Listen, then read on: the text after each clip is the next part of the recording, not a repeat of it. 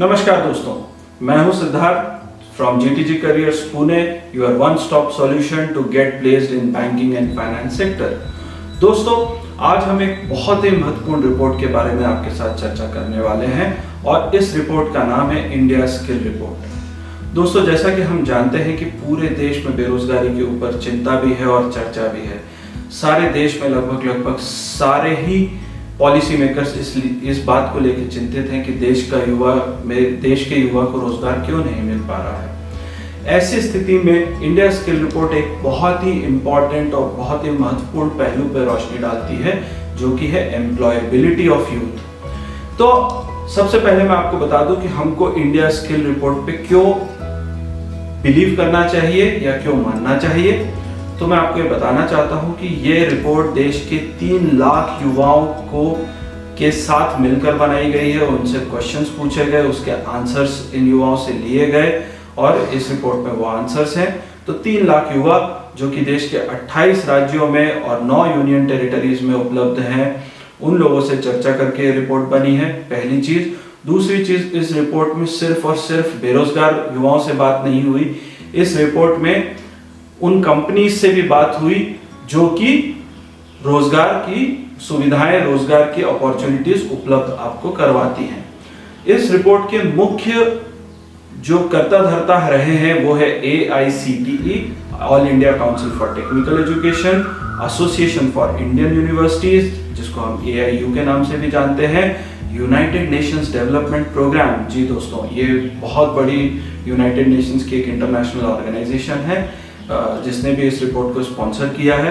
तो अगर आप देखेंगे कि इतने सारे गवर्नमेंट और नॉन गवर्नमेंट ऑर्गेनाइजेशंस, इसके अलावा 150 कंपनीज जो कि रिक्रूटमेंट करती हैं, उन कंपनीज को लेके अगर कोई रिपोर्ट बनी है तो हमें मानना पड़ेगा कि ये रिपोर्ट हमारे लिए, हम युवाओं के लिए बहुत बहुत इंपॉर्टेंट है, बहुत बहुत महत्वपूर्ण है। तो आइए देखते हैं कि ये रिपोर्ट क्या प्रकाश डालती है, क्या क्या चीजें हमारे सामने लाती है।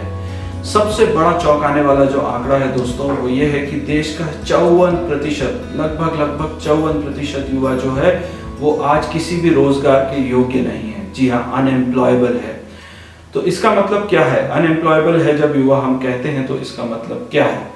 इस रिपोर्ट में उसको डिफाइन किया गया है कि इस युवा के पास जो कि आज की डेट में बेरोजगार है, उसके पास ना ही स्किल है किसी ऑर्गेनाइजेशन में काम करने के लिए, ना ही नॉलेज है, प्रैक्टिकल नॉलेज है किसी ऑर्गेनाइजेशन में काम करने के लिए।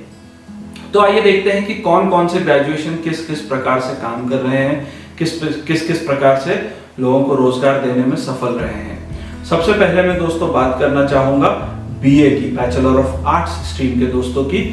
ये रिपोर्ट का मानना है कि सिर्फ 48% यानी सिर्फ 48% of the youth who are doing Bachelor of Arts are capable of gaining any meaningful employment, यानी कि सिर्फ 48% युवा जो कि बैचलर ऑफ आर्ट्स कर रहे हैं, ये किसी जगह कंपनी में, किसी जगह नौकरी पाने के लायक हैं। अब मैं आता हूं दोस्तों BCom पे। BCom भी कुछ बहुत अच्छा नहीं कर रहा है। 47% of people who are getting passed out of as BCom are unemployable. जी हाँ, 47% युवा जो BCom करके पास आउट हो रहा है वो अनएम्प्लॉयबल है। ओके, इसके बाद हम बात करते हैं दोस्तों BSc की। BSc की स्थिति बहुत बहुत खराब है। मात्र 34% युवा जो BSc पास आउट होता है वो किसी ढंग के रोजगार में लग पाता है।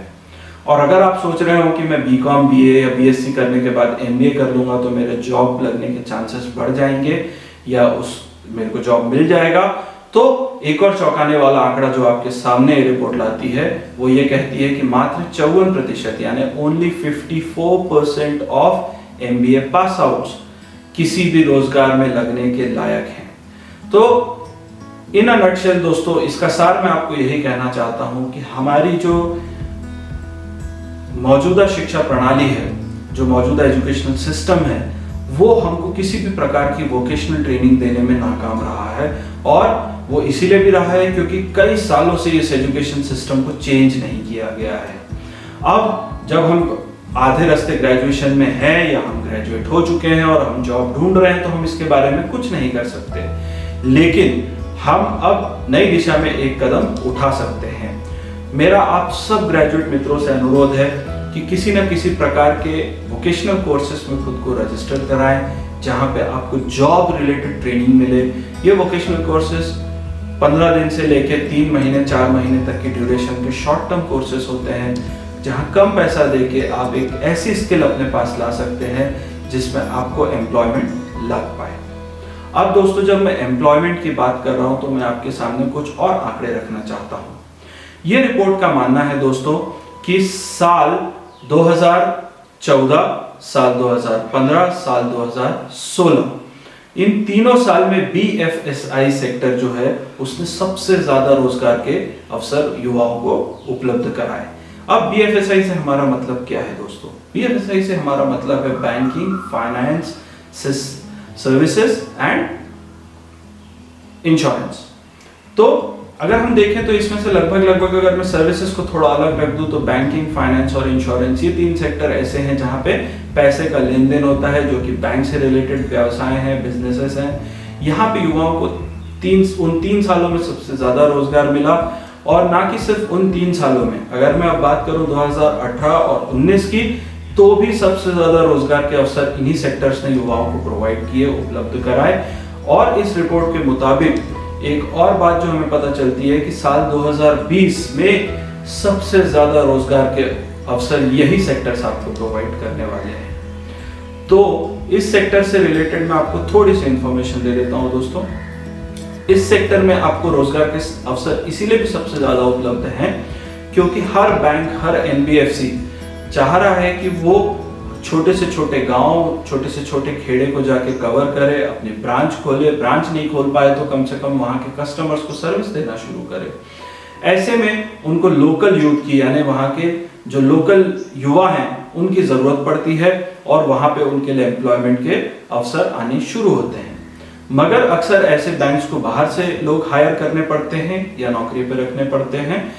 कारण ये कि वहाँ के लोकल युवा को ना ही कोई प्रोडक्ट का नॉलेज रहता है बैंक्स के, ना ही उसके पास स्किल सेट है कि वो जाके इन प्रोडक्ट्स को लोगों के सामने प्रेजेंट कर पाए या उनके समक्ष रख पाए। तो ऐसे में दोस्तों मेरा कहना ये है कि अगर आप चाहते हैं कि क्विक स्टार्ट हो जाए आपका करियर, आपका स्ट्रगल कहीं ना कहीं जाके रुके और आप कमाना शुरू करें और आप एक ऐसी जगह जॉब में लगे जहाँ पे करियर ग्रोथ भी है और फाइनेंशियल ग्रोथ भी है, अगर आप ऐसी जगह पे जॉब करना चाहते हैं तो बैंकिंग और NBFC से अच्छी कोई जगह नहीं है दोस्तों।